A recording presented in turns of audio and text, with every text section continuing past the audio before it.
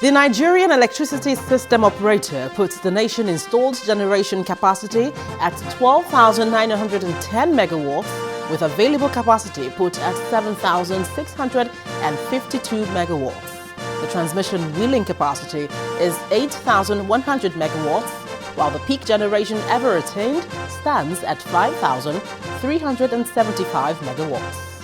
Following the unbundling of the now-defunct Power Holding Company of Nigeria over 5 years ago, the sector is battling with poor infrastructure. My guest on this week's episode of the program talks about the state of the electricity infrastructure.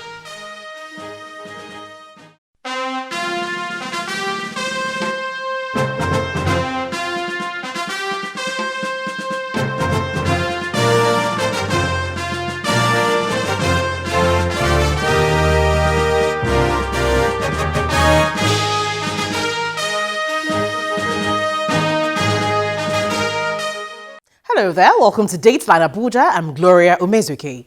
Access to potable water, like other basic amenities, is a major challenge for many settlements in different parts of the country.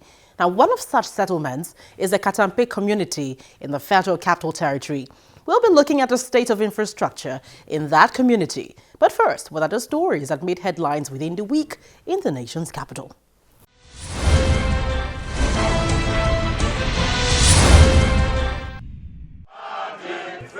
640 Nigerians have voluntarily registered to return home from South Africa, and 2 planes are expected to bring them back. While the first batch returnees arrived at the Murtala Mohammed International Airport, Lagos, on Wednesday, arrangements are on to return the others. The president had ordered the airlifting of Nigerians from South Africa after the xenophobic attacks. They are all going to get free emergency travel certificates. That's part of why there's a delay. So those that their visas and passports have expired will be getting emergency traveling certificates. And then when they come back, well, they went on their own, they're coming voluntarily. And they all belong to states and all that. On the part of government, we have the JIP program that will encourage them to enroll with, small-scale entrepreneurial programs that will encourage them to enroll with the Bank of Industry, with the social investment program. So there are things that they can do. So we will make sure we have their details and work on that, but we'll still demand that South Africa needs to pay compensation for Nigerians in South Africa whose businesses have been destroyed. The federal government is set to borrow about 1.7 trillion naira to fund the 2020 budget. Speaking during the presentation of the medium-term expenditure framework for the year 2020 to 2022, the Minister of Finance, Mrs. Zainab Ahmed, revealed that the government is to set aside 9.7 trillion naira for the year 2020 budget. There will be new borrowings, and the new borrowing for this year will be 1.7 trillion, and this is 100 trillion or 95 billion up from 1.05 trillion in the year 2019. Nigeria's former permanent representative to the United Nations, Professor Ibrahim Gambari, says Nigeria's security situation is very unfortunate, as he blames some of the political elites in the country for instigating the crisis for selfish reasons. The former diplomat made the remarks at a counter-terrorism and electoral violence summit organized by the Nigerian army. We have to ensure that our political elite learn from history. They must stop funding the embers of hatred and animosity and ethnicity for selfish political and financial ends. Because such attitudes are not typical of nations that created strong national identity within its policy and among its people. The sections of our national elite, the political elite, they are like the Bourbons of France. We seem to have learned nothing and forgotten nothing. Because if we have learned something, if we have forgotten something, we will not very flippantly be sounding the trumpets of war. The Federal Executive Council has approved 7.2% as the new value-added tax rate for the country, up from the current 5%. However, a decision is yet to be taken on the effective date of the new rate. This is one of the decisions taken at the first meeting of the Federal Executive Council of the second tenure of President Muhammadu Buhari. In his remarks during the opening moments, the president gave reasons why he created new ministries and made adjustments to some. To achieve our goal of economic diversification and inclusive growth, we merged the Ministry of Finance with that of Budget and National Planning.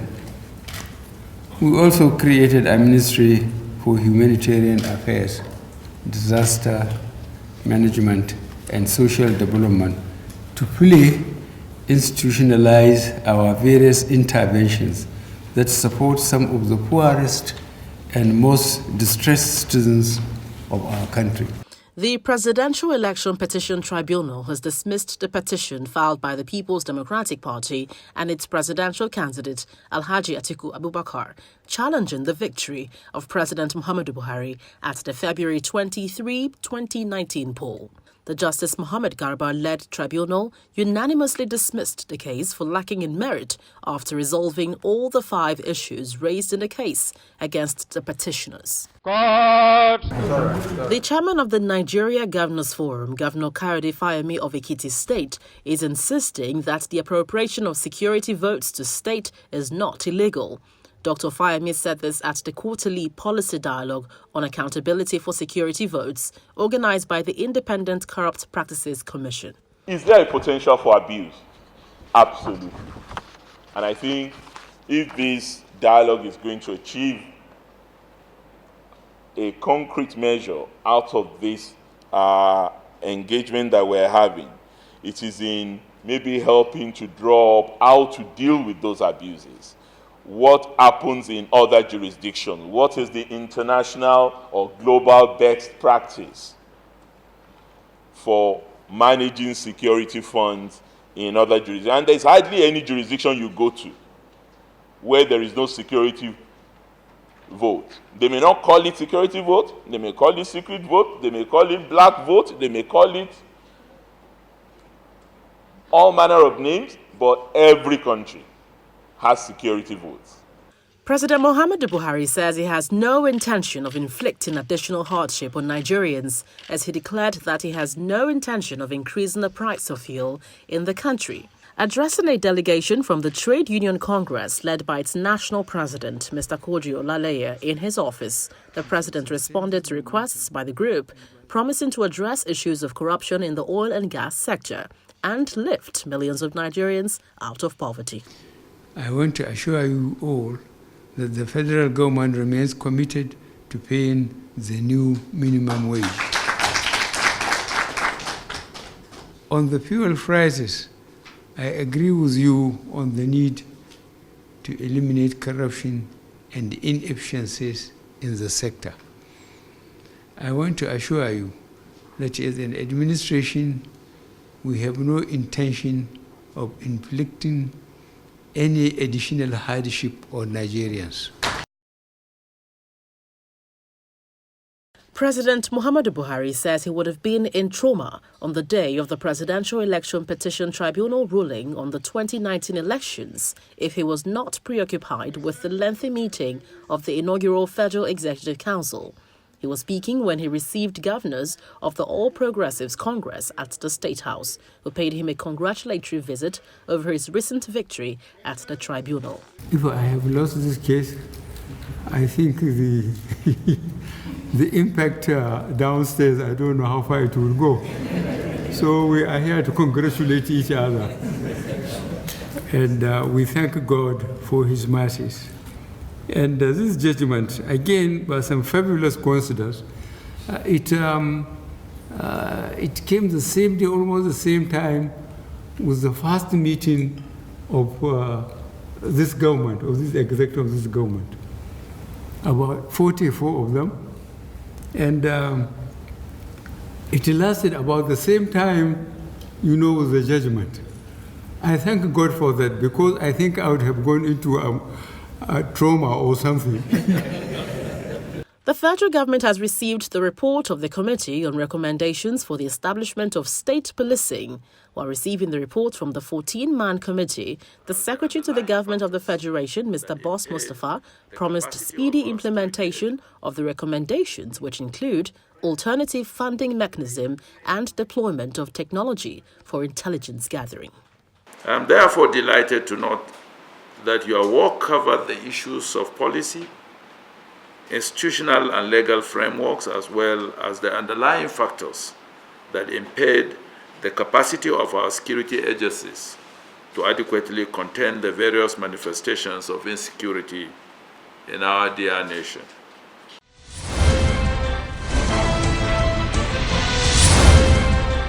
Welcome back. Katampe community is one of the communities within the city center in the nation's capital. However, the poor state of infrastructure has made life difficult for residents of that community. On FCT in Focus this week, we go to Katampe community. Take a listen.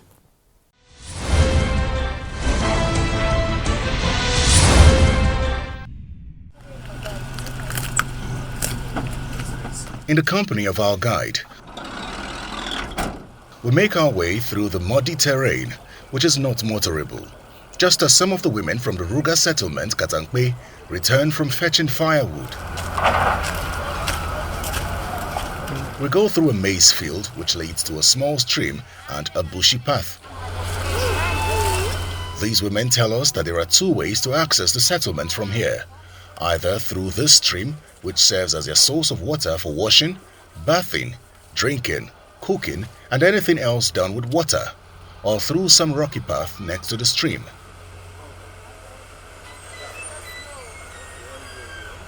Considerably, we opt for the rocks,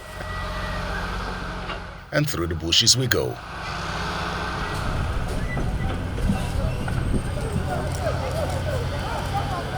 Finally, we arrive at the settlement and are received by the chief. Salisu Seidu is 50 years old and tells us he was born here in this settlement, which is now home to over 150 Fulani settlers. Abinda muna bukata anan, muna bukata ruwa, sa'annan kuma muna bukatan kuma makaranta, kuma muna bukatan kuma gurin zama. Kamar yadda a wannan guri yanda muke masu mu da dabbobinmu. He tells us about their source of water. Ruwan rigiya shine wajen da muke samu ruwa na sha, kuma da rani ruwa yana karewa. Kamar ruwa kuma na wanke za a je rafi, kuma rafi da rani kuma yana. This is the well, which serves as one of the sources of water for the residents. We're made to understand that this is their major source of water, and by all standards, this is in no way clean, and there is no plan or means of getting it clean before they drink it. And we also understand that this water is only available when it rains, and if it doesn't rain, they depend mostly on the Merua, as we like to call them here in the FCT, the guys who sell water to those who can't access it. The source of livelihood here is through sales from their cattle and the popular northern drink, Fura de Nunu. But with the lack of potable water, the question of the hygienic conditions under which the drink is made comes to bear. We are told that 3 people so far have died from waterborne diseases here.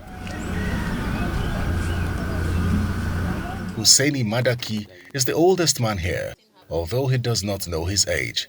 He tells us that the settlement is older than the FCT itself.